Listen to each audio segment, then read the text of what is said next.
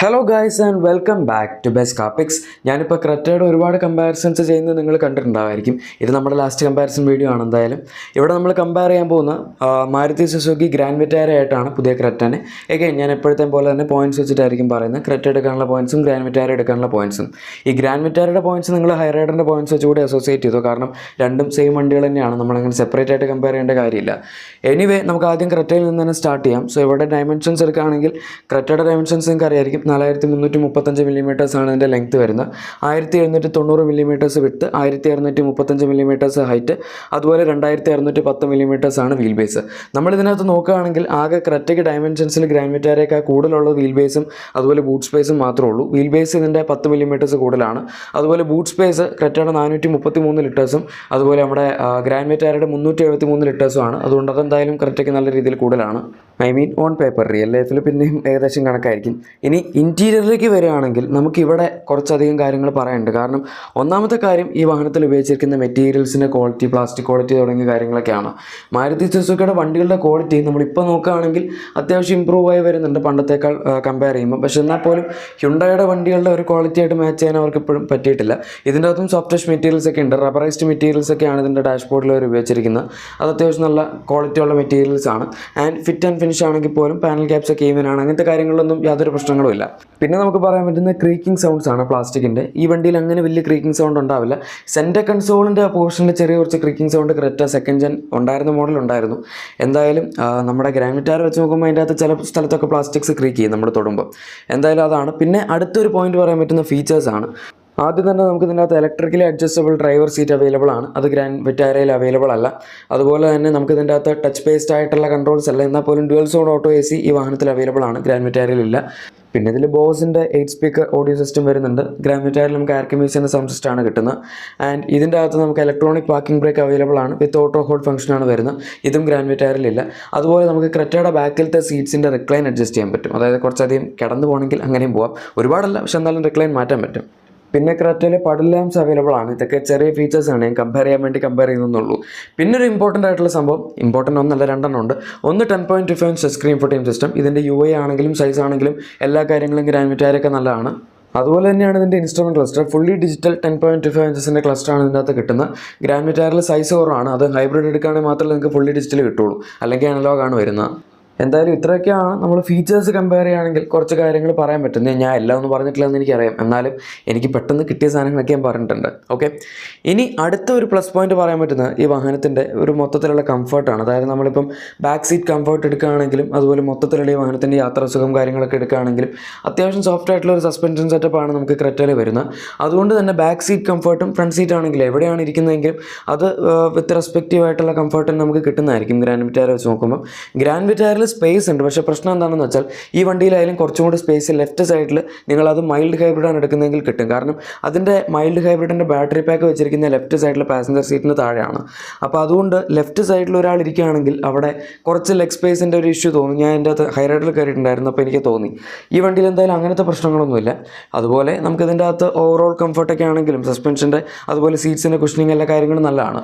അതുപോലെ തന്നെ grand വിറ്റാരയുടെ sunroof ഉള്ള മോഡലിൻ്റെ ബാക്കിലത്തെ ഹെഡ് റൂം കമ്പയർ ചെയ്യുമ്പോൾ കുറച്ച് കുറവാണ്.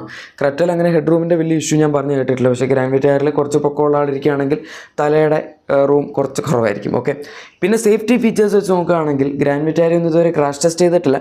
ക്രെറ്റയും പുതിയ മോഡൽ ക്രാഷ് ടെസ്റ്റ് ചെയ്തിട്ടില്ല. പഴയതിന് 3 സ്റ്റാർ റേറ്റിംഗ് ആയിരുന്നു. പക്ഷേ അത് വെച്ചിപ്പോൾ കമ്പയർ ചെയ്യാൻ പറ്റില്ല. കാരണം ഇതിനകത്ത് ഒരുപാട് സ്റ്റാൻഡേർഡ് സേഫ്റ്റി ഫീച്ചേഴ്സൊക്കെ വന്നിട്ടുണ്ട്. അതായത് 6 air bags, advance driver assistance system, അതുപോലെ ബേസിക് ആയിട്ട് തന്നെ ഈ പറഞ്ഞ 6 air bags, ESP, traction control, vehicle stability management, hill start assist, അങ്ങനെ ഇഷ്ടം പോലെ ഫീച്ചേഴ്സ് വരുന്നുണ്ട്. ടോപ്പ് എൻഡിലേക്ക് പോകണമെങ്കിൽ 70+ സേഫ്റ്റി ഫീച്ചേഴ്സ് ആണ് ഹ്യുണ്ടായി അവകാശപ്പെടുന്നത്.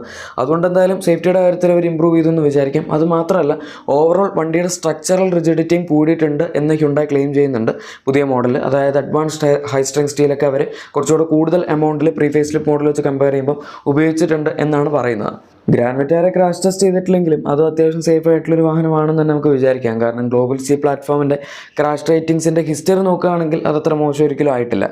എനിവേ, ഇനി അടുത്ത നമുക്ക് ഇതിനകത്ത് പറയാൻ പറ്റുന്ന പ്ലസ് പോയിന്റ് ഈ വാഹനത്തിൻ്റെ പവർ ട്രെയിൻ ഓപ്ഷൻസ് ഒക്കെയാണ്. നമ്മൾ ഗ്രാൻഡ് വിറ്റാര എടുക്കുകയാണെങ്കിൽ അതിൻ്റെ അകത്തായി 2 ഓപ്ഷൻസേ ഉള്ളൂ. പക്ഷേ ഈ വണ്ടിയിൽ 3 എഞ്ചിൻ ഓപ്ഷൻസ് അവൈലബിൾ ആണ്.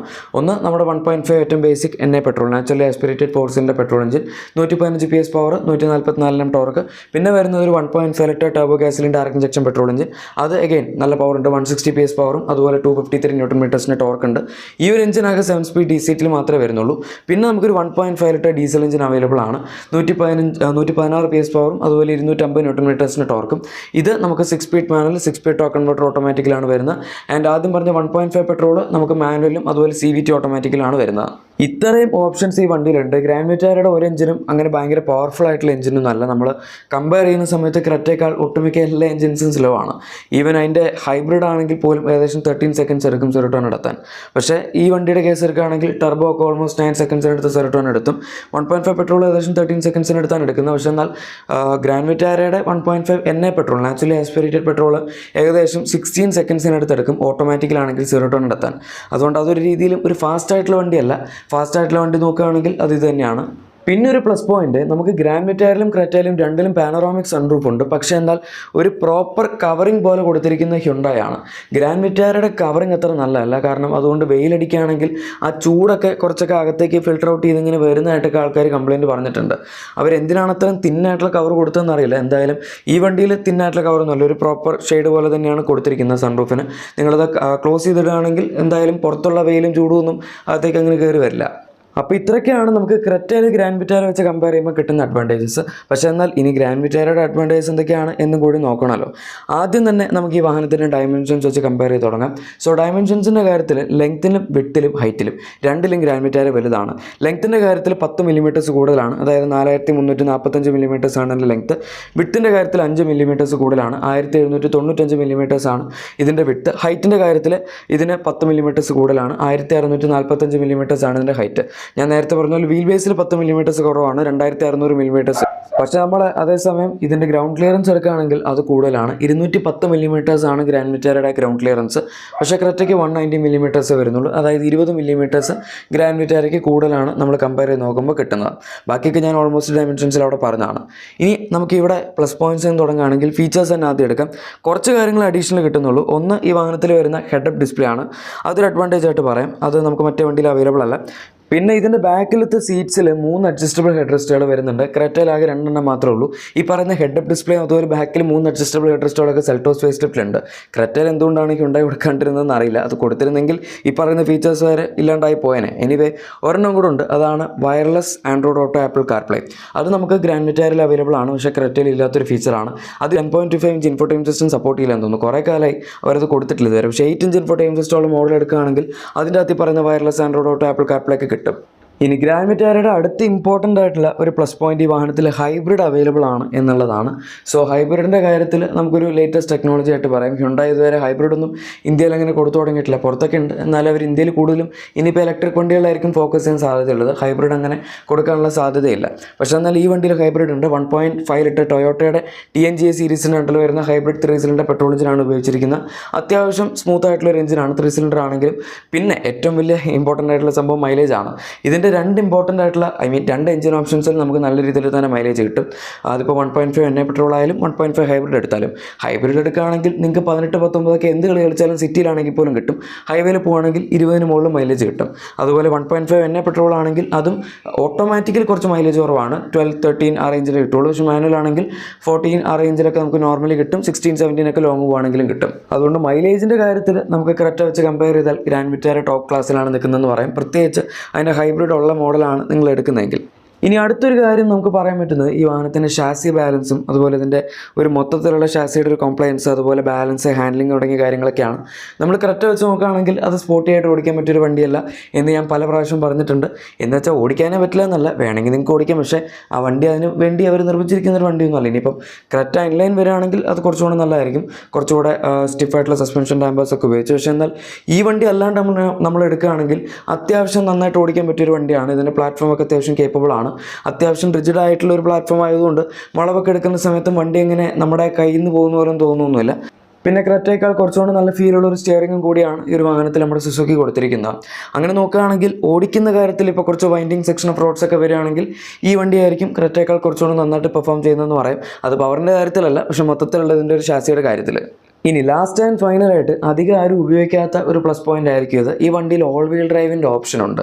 ക്രെറ്റയിലും സെൽട്ടോസിലൊക്കെ ആക്ച്വലി പുറത്തൊക്കെ ഓൾ വീൽ ഡ്രൈവ് കിയ കൊടുക്കുന്നുണ്ട്. പക്ഷേ ക്രെറ്റയിലും സെൽട്ടോസിലൊന്നും ഈ രണ്ട് കമ്പനികളും ഇവിടെ നമ്മുടെ ഇന്ത്യയിൽ ഓൾ വീൽ ഡ്രൈവിൻ്റെ ഓപ്ഷൻ കൊടുക്കുന്നില്ല. അത് കൊടുത്ത് ആരും എടുക്കില്ല എന്നവർക്കറിയാം, അതുകൊണ്ട് തന്നെയാണ് കൊടുക്കാത്തത്. പക്ഷേ എന്നാലും മാരുതി സുസുക്കിയും ടൊയോട്ടയും ഇവരുടെ ഈ രണ്ട് വണ്ടികളിലായിട്ട് ഓൾ വീൽ ഡ്രൈവിൻ്റെ ഓപ്ഷൻ കൊടുത്തിട്ടുണ്ട്. അത് വാങ്ങുന്ന ആൾക്കാർ വളരെ കുറവാണ്, അത് അവർക്കും അറിയാം, നമുക്കും അറിയാം. പക്ഷേ എന്നാൽ പോലും അങ്ങനെ ഒരു ഓപ്ഷൻ ഉള്ളത് നല്ലതാണ്. ഇപ്പോൾ ഈ സെഗ്മെൻറ്റിൽ ആകെപ്പാട് ഓൾ വീൽ ഡ്രൈവിൻ്റെ ഓപ്ഷൻ വരുന്നത് ഈ പറയുന്ന രണ്ട് വണ്ടികൾക്ക് മാത്രമാണ്. ഇനി പ്രൈസ് വെച്ച് കമ്പയർ ചെയ്താൽ രണ്ടും ഏകദേശം കണക്കാണ്. ക്രെറ്റ 11 lakhsൽ തുടങ്ങി 20 lakhsൽ തീരും. ഗ്രാൻഡ് വിറ്റാര 10.7 lakhsൽ തുടങ്ങി 19.92 lakhsൽ അവസാനിക്കും. അങ്ങനെയാണ് പോകുന്നത്. എന്തായാലും ഗൈസ്, ഇതാണ് നമ്മുടെ പുതിയ ഗ്രാൻഡ് വിറ്റാരയുടെയും അതുപോലെ ക്രെറ്റ ഫേസ് ലിഫ്റ്റിൻ്റെയും ഒരു കമ്പാരിസൺ പോലത്തെ വീഡിയോ. ഇഷ്ടപ്പെട്ടെങ്കിൽ ലൈക്കും സബ്സ്ക്രൈബും ഷെയറും ഒക്കെ ചെയ്തേക്കാം. നമുക്ക് മറ്റൊരു വീഡിയോയിൽ കാണാം. Thank you for watching my video and good bye.